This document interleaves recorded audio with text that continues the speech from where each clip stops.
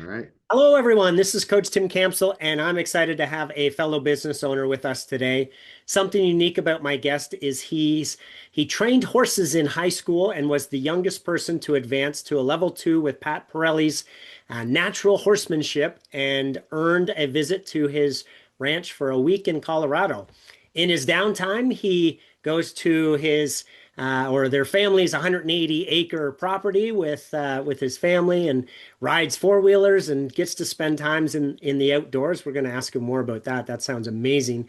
And he's most proud of his family, three great kids and a wonderful wife. It's my pleasure to welcome Aaron to the show today. Hi, Aaron. Hey, Tim, thanks for having me. I've been looking forward to have this conversation with you. Well, hey, let's start with having you introduce yourself and tell us a little bit of your personal story. So, what's your full name and where were you born? Where do you live? And tell us about your family. All right, man. So Aaron Christy, I am the founder of Indy Roof and Restoration, which is how we ended up here on this podcast. But I was born and raised in Indianapolis, Indiana. And then my mother, when I was 12, sixth grade, moved out to Brazil, Indiana, which is where the horses came into play. So I would be split my time between Indianapolis and Brazil, Indiana. So pretty different culturally. Uh, they had one had like cars with rims, and the other one drive your tractor to school day. So very big difference. But it was really cool. I got to have a little best of both worlds, if you will. Sure. And I ended up growing up and graduating at my dad's house in Indianapolis. And I went right into my family business. I did not go to college. I started doing sales, which I absolutely fell in love with. Mm. Started learning the marketing aspects in that business as well, because as a sales rep, I'm like, how do I get more people in front Yeah. of me? Yeah. The more people, the better. I'm maximizing my time because I would talk to a room of people and I would have to do the same pitch, whether there was one person in there or 20 Sure. people. Yeah. So the more times you get 20 people in the room with you, the more chances you get, more at bats, right? Indeed. Yes. And yeah, it was cool. I learned a lot. I learned a ton. Was there for 16 years. Um, I met my wife in 2010. We got married in 2012. Had three daughters along the way. And in 2017, when we had our last daughter, it got a lot to travel because that job was travel. Home a week, gone a week, home a week, Yeah. gone a week. Yeah. And it's a little different when you're single traveling all the time as opposed to married with kids that are crying every day.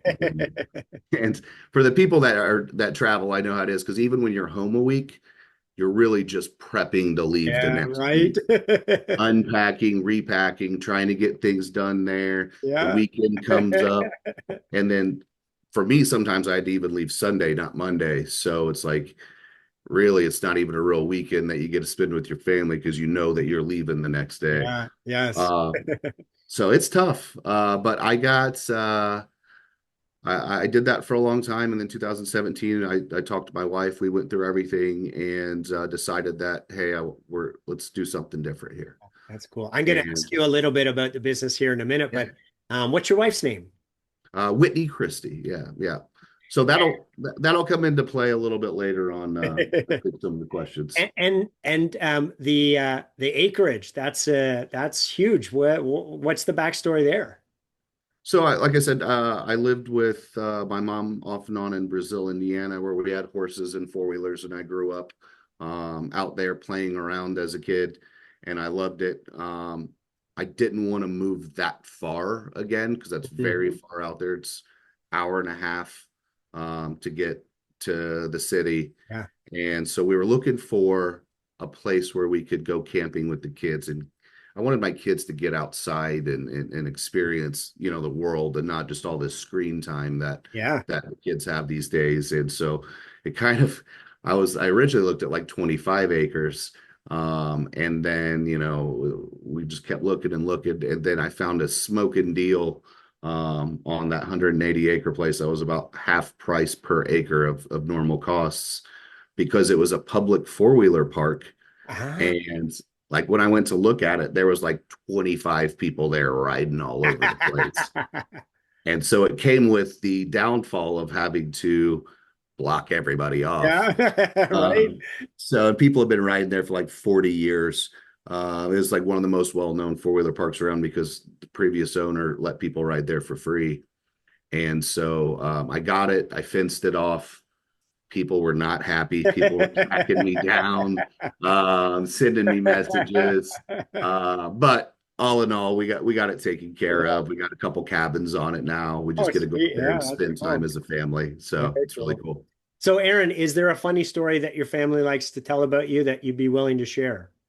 Yeah, that's so I said my wife's name's Whitney Christy. Um, that was my wife's name before we got married as well. Uh, so the south side of Indianapolis is not that big of a place. My brother owns some businesses. My dad owns a business. Uh, I grew up, and everybody always asks me though. They go, "Aaron Christy, are you related to the Christie's auction?" And I'm like, "No, I don't know those people." And so I was like, "Are you related to the auction?" No, no, no. Nobody ever asked like, "Hey, are you related to Derek Christie?" It was always the Christie's auction. Yeah. And so when I meet my wife, she's like, "Oh, my name's Whitney Christie." I'm like, "My name's Aaron Christie," and no relation for the record. But I was trying to figure out a way to ask that, yeah, no, no, it's funny. It's funny. That's why I bring it up because it is really funny. So she goes, "My parents own Christie's auction," and I'm like, "You have been the bane of my existence for 25 years." And so of course I married her. Yeah. Uh, but it's funny. They used to spell their name different, Chrysty, till her grandfather changed it. But now my family gets the same question too, like, "Are you related to Christie's auction?" But now they have to go, "Well, Sort of, right? yeah, like we kind of are." My nephew, he's a doctor at St. Francis. He had a really good line. What did he say? Like indirectly is what Yeah, he just right. he glazes right over. They ask him, he goes indirectly.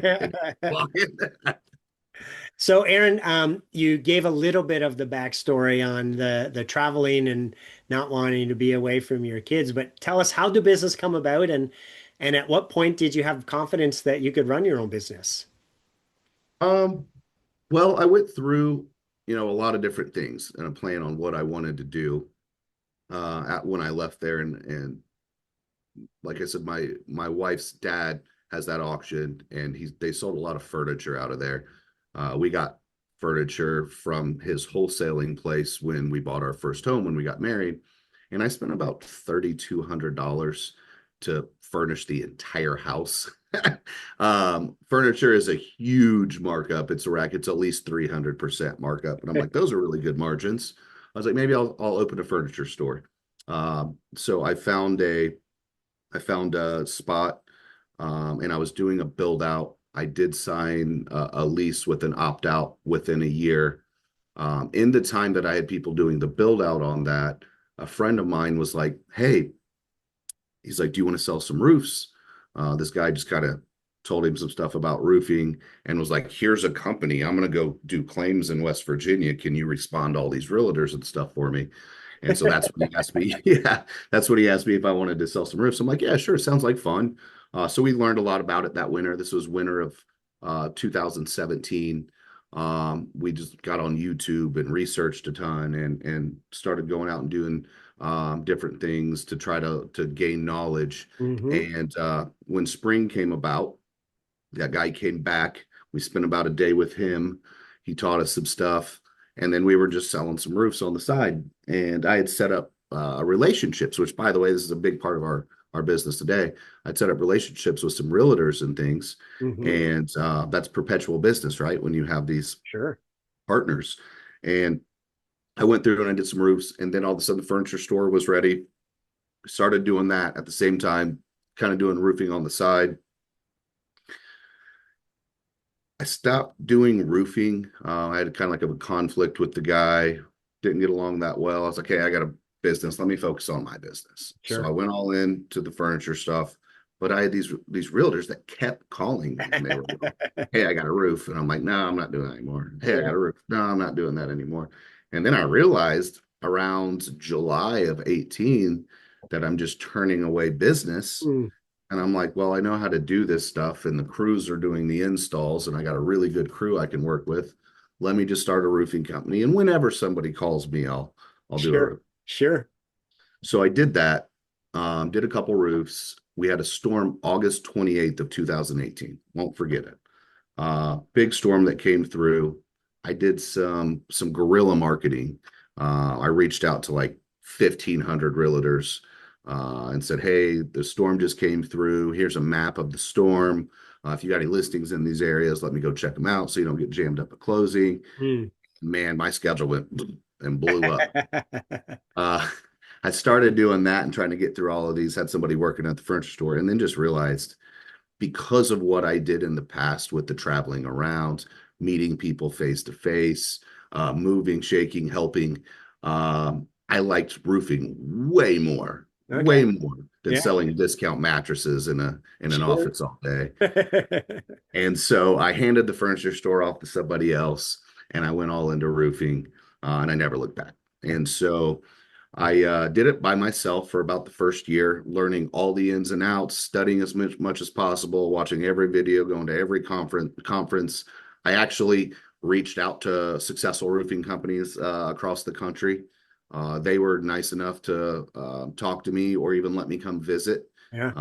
and give me advice. Uh, and then about 2019, I took on two part-time guys. One of them was the guy that got me into it, my friend that said, "Hey, do you want to Okay. sell Yeah. some roofs?" Yeah. Which still works with me today. And then another part-time guy. Um, and so I helped them with some stuff, and we started going through stuff together. And then in 2020, I felt like I was in a position where I knew enough, I had enough knowledge, and we had enough money in the bank that it was time to grow. Got it. Yeah. And so I brought on a GM um, and hired a bunch of sales reps, a lot of people that I knew, trained them all. COVID hit, Hmm. right? 2020 now. COVID hit. But for me, it was awesome. Not COVID, but itself, but like how it was set up because most at that time, most roofing companies were door knockers. Mm. Guess what? You can't door knock. I wasn't a door knocker. I was a relationship guy, Yeah. and I taught myself to do Facebook ads. So we have a storm hit in 2020. COVID's there. You're not allowed to knock doors, but we're an essential business, so we can go out on calls. Yeah. So I hit Facebook hard on marketing. I hit relationships and realtors, and we absolutely exploded. And we went in 2019, we had done 3.2 million or something. In 2020, that first year we decided to start growing, we did almost 10 million. Wow. So it was a massive growth spurt. Yeah. And and then from there we just kept improving our systems, processes, and working through. And now we're one of the top 5 residential roofing contractors in the state. That's fantastic. Aaron, tell us a little bit more about the company. So, you said it already, but tell us again, what's the name? What do you guys do? How do you help people? So name's Indy Roof and Restoration. We were originally Indy Roof Company. That was the original name, and then we did a rebrand about a year and a half ago. Okay. Just because we had so many customers like, "Oh, I didn't even know you did siding. It's Indy Roof Company, right?" Sure. And so we do everything that is required for storm restoration. So roof, gutters, siding, exterior paint, drywall, interior paint, things like that. If you got a leak that comes into a house, Yeah. it's going to mess up the stuff on the inside. You got to fix that too. Yeah. So we do all of that stuff. So we decided a rebrand would be good to kind of let people know more about what all we do as opposed to just focusing around roofs. Yeah. And and so we focus a lot on that. We focus a lot on relationships. We work with realtors. My wife's actually a realtor. We work with insurance agents, and we try to bring them value, right? Mm. Because every roofer out there is like, "Oh, if you got a roof, call me and I'll do it." Sure. We tried to create something that brings value to them, which I think is important in any vertical, Mm. right? Anybody can ask for business. Yeah. But like what we do with the insurance agents, as an example, is um, instead of going, "Hey, if you have somebody file a claim, call me," I go, hey, let's help minimize your claims because agents don't want claims. Hmm. So I go, hey, why don't you do this? Instead of every policy that you're binding, instead of binding a policy where the guy may be already missing 25 shingles and is just waiting for a storm to come through. So any policy you bind, go ahead and bind it. Doesn't interfere with anything you're doing. Let me know. I'll go out, do a full inspection on it. Mm. If it's in good shape, I'll send you a full photo report and let you know that, hey, it's in great shape. If it's in bad shape, we'll say, hey, one, this is old. We'll try to sell them a new roof retail and let them know that, like, hey, it's already leaking. There's water inside. Yeah. There's already going to be issues. Like, we need to deal with this. Two, if there's storm damage, say there's 50 missing shingles from a storm 6 months or a year ago, we'll have them put that claim where it goes. Hmm. Hey, you need to go back to your old insurance company and Yeah. file with them because even though you've dropped them, you still have a year, at least a year from the date of loss, Okay. right? So Yeah. if they dropped them 6 months ago, they could still go back if that's when the storm was and Sure. put Yeah. it in the appropriate spot. That way, Interesting. the person's not getting a claim on them. Yep. And then we try to add on impact resistant shingles Mm. so that not only does it avoid a claim right here, but hopefully all future claims because there's impact resistant shingles now, right? Yeah. So that's the type of like value propositions we try to bring to insurance and Love it. realtors, which has kind of set us apart as opposed to just going, hey, please give me business. Yeah. Very cool. Yeah. Yeah. Hey, Aaron, we know that successful businesses at different points in time get stuck, in their journey of growth. So tell us about one of your biggest challenges throughout the years and someone who came alongside you and helped you through that. Well, I think that's a fluid question, right? Because as businesses grow, there's going to be new things. Like sales is your first problem, right? You Yeah. gotta you gotta get your business up, you gotta get your sales up, you gotta make enough money to keep the business going. Then you take off and you do that. And then now you're like, okay, well now I got to fulfill all of this stuff. I make sure Right? everything's running Yeah. smoothly Yeah. on the back end, right? So then you have to put your focus to operations. Yeah. And it's wherever your focus goes, that's where the growth goes.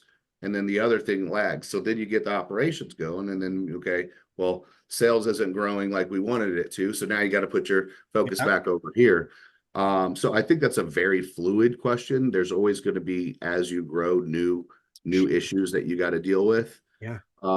And I think the important thing is being open. I won't have one particular person that's helped me through something. I think there's been a lot of people, Mm. whether they're employees, whether they're mentors, whether they're experts in the field, Sure. knowing that you don't know everything and that you don't do everything perfectly. There are ways to improve. And just to being open and willing to, and not just willing to, but want to find better ways to do everything and Mhm. improve everything and listen and be a constant learner and reach out to people Yeah. to ask for help. Yeah. I'm a member of a group called Eight Figure Contractors. It's owners across the country. Yeah. Um, that some of them are insurance, some of them are retail, some of them are store markets, and some have no store markets. Some of them, like one of them is Florida, you have to have a re-roof after 15 years if you want insurance, right?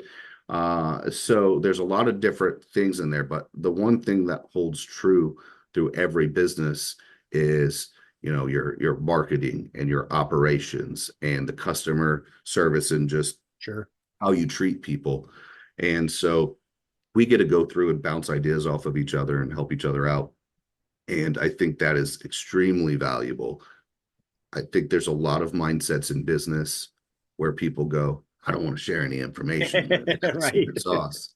Yeah. And that there's enough business to go around. Absolutely. Yeah. We in our world we call that co-opetition, right? Where Yeah. right, it's like why wouldn't we share and help each other? Because to your point, if we have an abundance mentality, there is more than enough to go around and we all tides rise that way if we're helping and sharing with one another. So Yeah, that's what we talk to. It's the scarcity mindset versus abundancy yeah. mindset. Absolutely, yeah. So, Yeah. Aaron, I'm going to put you on the spot here for a minute and ask you to pick three people in your business owner journey that you're most grateful for them being there to help with your business's growth. So, who are those three people and how'd they help you? One, I would say a man named Dustin Beegler. When I was just getting started, I was introduced to him through a friend of mine named John Dye that hosts the American Contractor Show, and he owns Apple Roofing out of Nebraska, Okay. and he didn't know me from Adam. Uh-huh. And I called him and said, "Hey, John Dye gave me your information, said you might be able to answer some questions for me." Man, he spent an hour and a half with me on the Oh, wow. phone the first time I called, Wow. and just answered every question I had, walked through, talked to me, gave me advice. We became pretty good friends after that. I went out to visit him multiple times. We met at conferences. Unfortunately, about a year and a half ago, he passed away in a plane crash, Ah. which really sucks, man.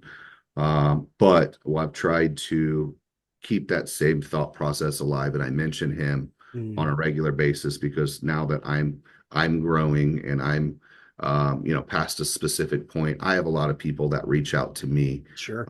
for advice, and I always remember what Dustin did for me, Yeah. and so I try to do the exact same thing for other people and help them where I can. That's great. But I'll never forget the way that he treated me that first, like I said, an hour and a half with somebody that you Uh, don't know, you can't make any money off of, yeah. absolutely nothing to gain from it. And so that was amazing.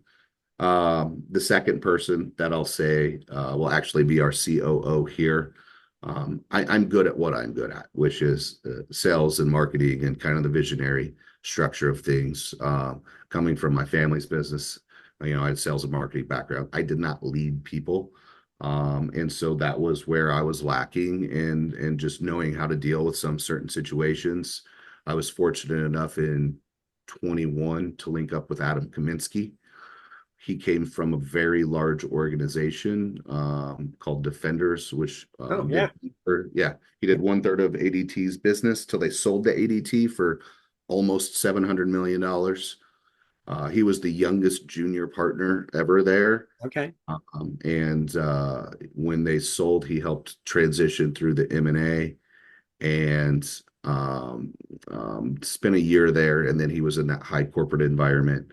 He got his payouts and his bonuses from his partnership there and decided to go do something else. And I caught him right after that. I was introduced to him, and he actually hired him as a consultant. And so he was consulting for me on finding a position. And then after talking to him, I realized how sharp he was. And I asked him to take the position himself. He said no. He said no and laughed at me. And I kept on him. And I said, "Well, hey, dude," I said, "Tell you what," because we had just been doing Zooms at that point. And I said, "Why don't you come into the office just so I can show you around and I can kind of show you everything and then you can see the vision. Yeah. That way you can express that to other people, that you're bringing into this role." Yeah. So we did that. We ended up having a lot in common. He completely understood the vision and had a lot of the same visions for himself. And he said he went home that night and was praying about it because he had another job offer too. Okay. He was going to take a year off. I caught him at like a month in. And so we're at this point, we're like 2 months into his year Yeah. off. He had had another position to be CEO of I can't remember the name of it, but something that Dave Lindsay owned as well. It's like a university type of deal where they teach you Okay. like management skills and stuff. And so True You, that's what it is. Okay. Yeah. And so he had these two things. He was comfortable with the True You. He knows the people, CEO role offer. Me has no idea about roofing, doesn't know me from anybody. And it's going back and forth, but he likes what he's seeing over here. He said he went home and prayed about it that night. And he said, "Well, I'll tell you what, if this comes up, I'll take that as a sign." He said it was 1 minute later. I texted him. I said, "Hey, man, we should really talk about this, whatever it is." Literally exactly what he just said. And he was like, Nice. "Okay, dude." Nice. It's, That's yeah. awesome. And so he came on, and I'll tell you what, man, I have learned just as much, if not more, from him than I think he's learned in this business. Just a great leader, That's awesome. how to deal with a lot of different situations. Yeah. He's Very really cool. helped me grow as a person and a business owner. Yeah. And then lastly, I'll say my wife, Whitney. She has just been extremely supportive. Mm. She has went out on the front lines with us, done anything needed. She helps us. She's shouts our business from the rooftops. She uses our business in her real estate through relationships, gets us lots of roofs and referrals and just literally anything. She is always there for me. So yeah, without those people, I think we'd be in a different environment. I love it. What a great bunch of stories. Thank you for sharing. Yeah, well, Next area I'd love to dig in to with you is, we know that the path to building a successful business has a lot to do with our mindset. So, what's one of your biggest learnings as a business owner that you'd be willing to share with everyone listening? biggest learnings as in like what kind of aspect? Just Just whatever comes to mind, right? If someone was to say, "Hey, what's the biggest thing you've learned as a business owner?" What would you share with people? um, I would say it's funny because the customer service and the marketing of things doesn't change any vertical that I've been in, Mm. right? When I started getting into this business, we got successful pretty quickly. Um, I kept having people ask me, they go, "Hey, like, how are you guys doing this? Like, how'd you, get to X, 3 billion in your third year, second year? Yeah, second year. How'd you get to 10 million in your third year?" I'm like, honestly, I don't think I'm doing anything crazy. Like, I answer the phone when people call me. I say, what I'm going to do, and then I follow through and I do it. I treat people like they want to be treated. If somebody shoots me a text at 8 o'clock at night, I respond at 8 o'clock at night. I don't make them wait till the next day.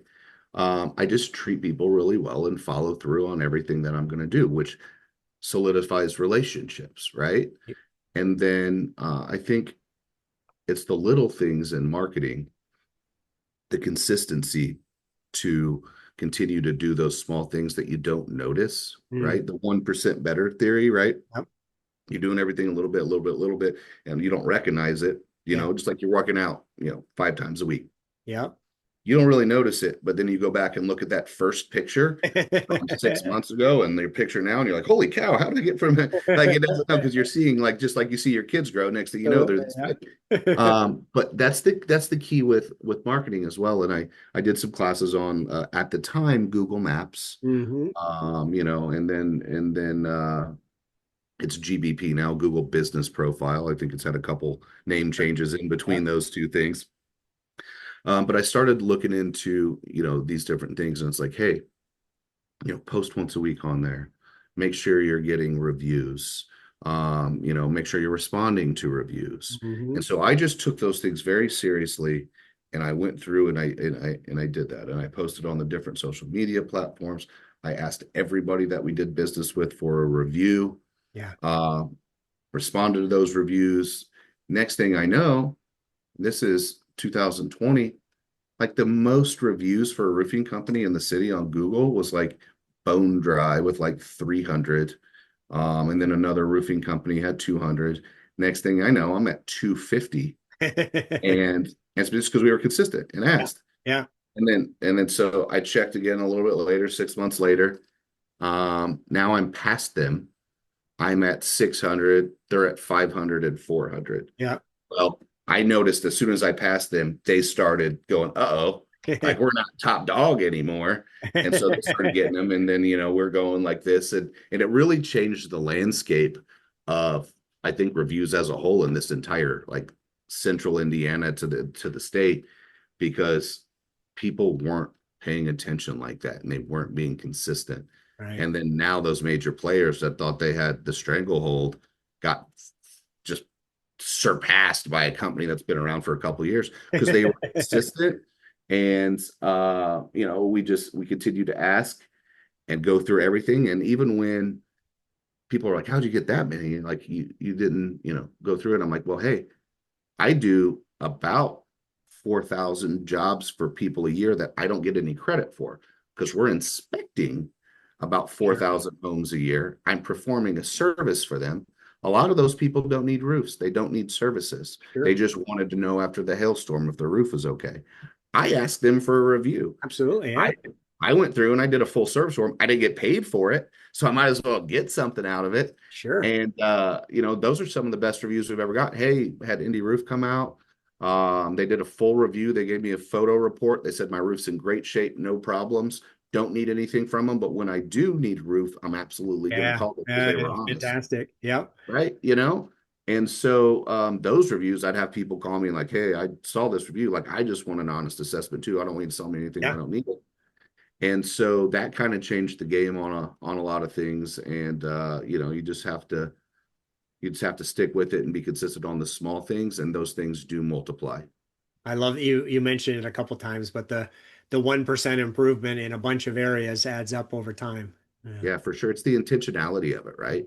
for You sure. gotta be intentional and go through these things. And if you do that, you may not notice it after a week, may not notice it Yeah. after a month, may not Yeah. notice it after 6 months. But I'll tell you what, I did that after about 6 months. I moved to the top of Google Maps, getting a lot more Yep. calls.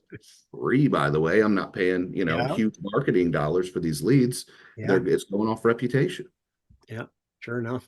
Hey, what's one piece of advice or guidance that you would give a business owner who's feeling stuck or discouraged in their business? I would say always, always, always continue to look at ways to improve. Look at the forefront of what's coming out.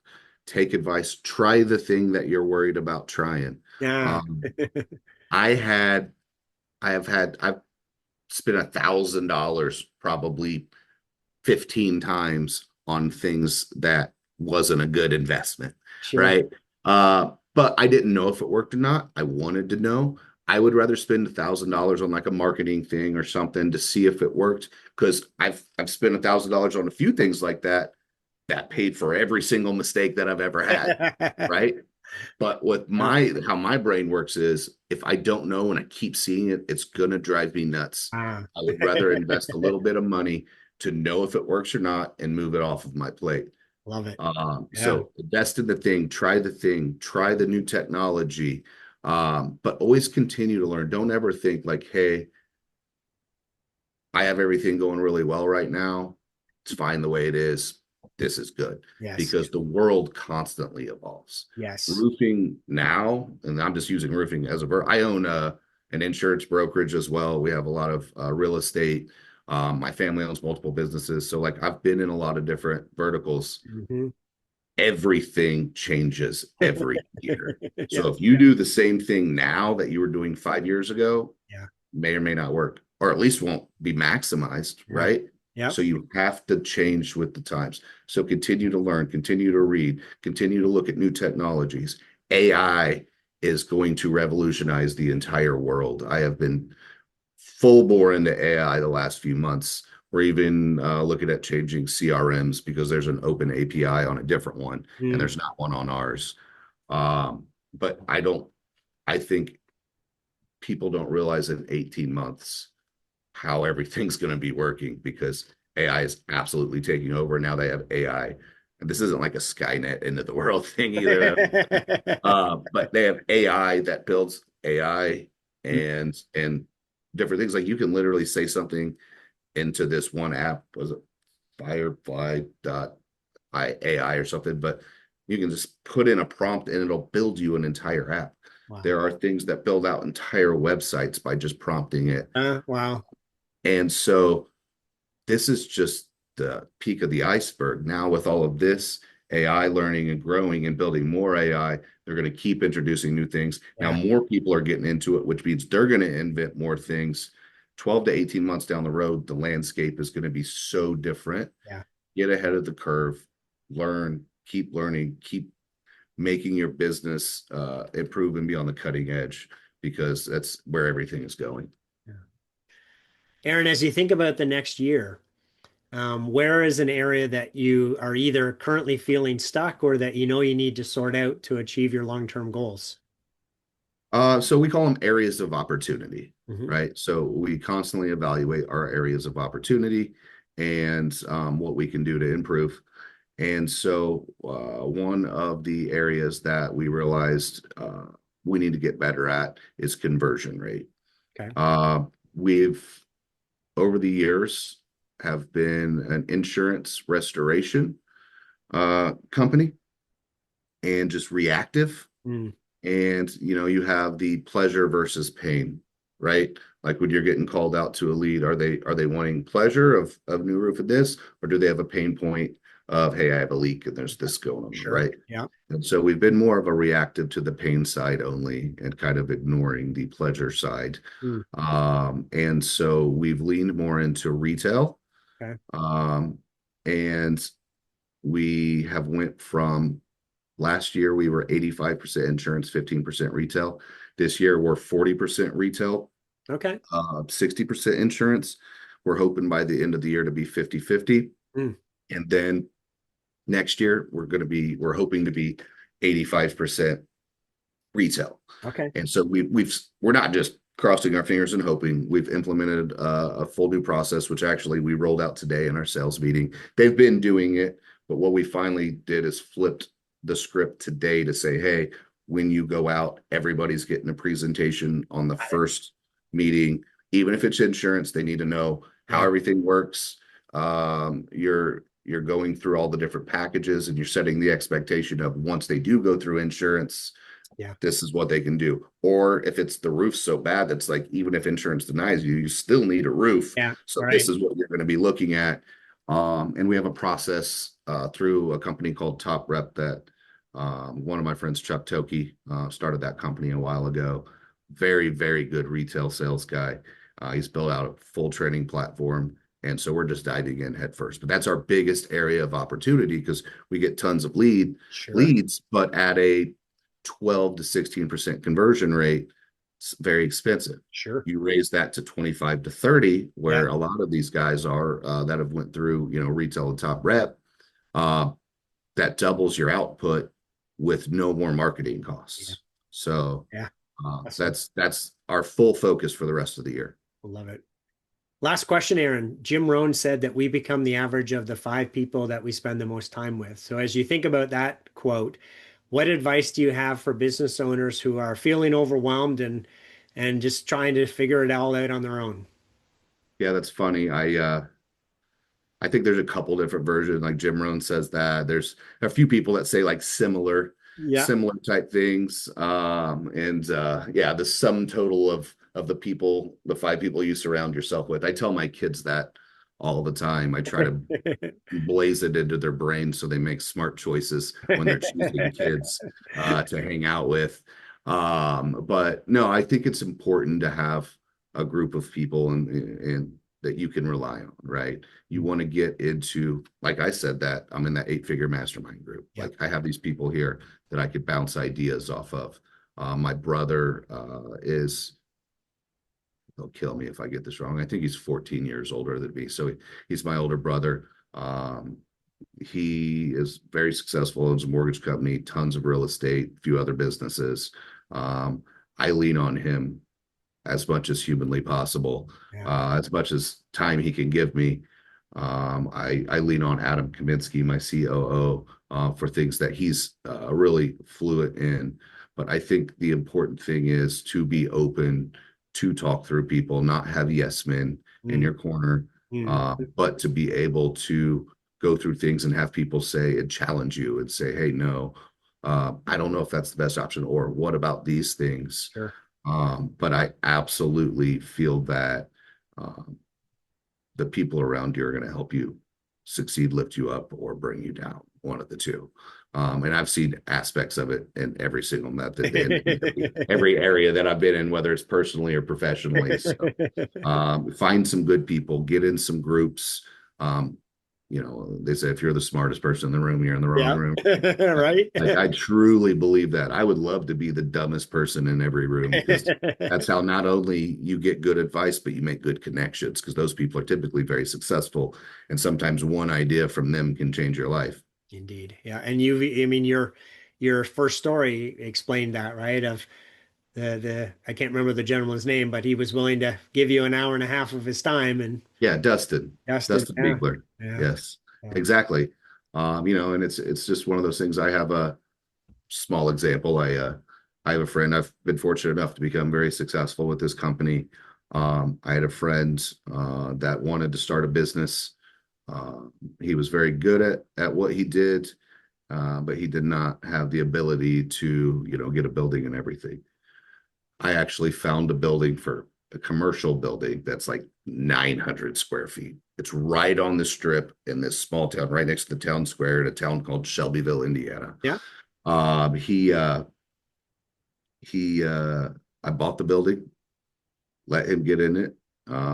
He runs a very successful business out of there now, and I make a good return on investment on my rent. Yeah. So as much as I ended up buying a second building right next to it because he wanted to grow, so I got two of them for about 100,000. And I make about $24,000 a year in rent on those. So very good ROI on those. He's super happy. He's got a business that is supporting his lifestyle and his dreams. So that's like, as an example, like, because of something I was able to do, change his. Yeah. There's people around me that are a level up, like, hey, now I want to do these things, and these people are helping me invest in real estate and offset taxes and everything like that. So that was a really long answer to your question. Oh, I love it. Thank you. Yeah. Overall, Aaron, it sounds like you've been blessed with some incredible people in your business owner journey who have helped you out. If they were all here today on the show, what would you want to say to them? Thank you. Thank you. Keep the information coming. I'm not going to stop harassing you for information. When you find out really cool stuff about AI, let me know, because I'm trying to learn it all right now. Love it. Aaron, it's been a pleasure having you on the show today. Thanks so much for your time. All right. Thanks, Tim. Appreciate it. Thanks for listening to the Self-Made is a Myth show. Please help spread this movement by liking and subscribing to our show and following us on Facebook and LinkedIn. To join our movement, go to bemadtogether.com. Okay, folks, that's a wrap. Please pay it forward and be sure to tune in next time to the Self-Made is a Myth podcast.